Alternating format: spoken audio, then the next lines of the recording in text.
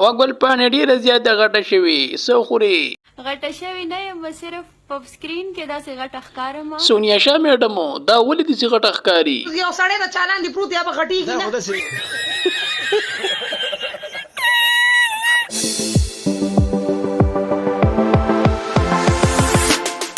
زه ګل پاڼې ته خرکلی وایم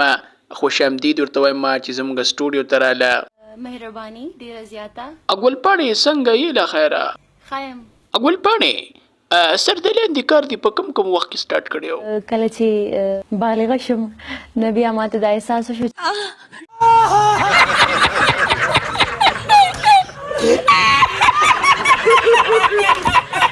کوچمونې دې په کوم رنګونو باندې ډېر خوښي تور سپین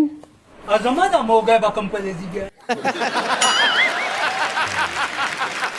د ګانو بجانو نه علاوه به څه نور کار مار کې که نه غواړم چې داسې څه کارونه وکړم چې هغه په مستقبل کې خلقیات کې مطلب کم کارونه به کوې ډېر زیات یا مرحبا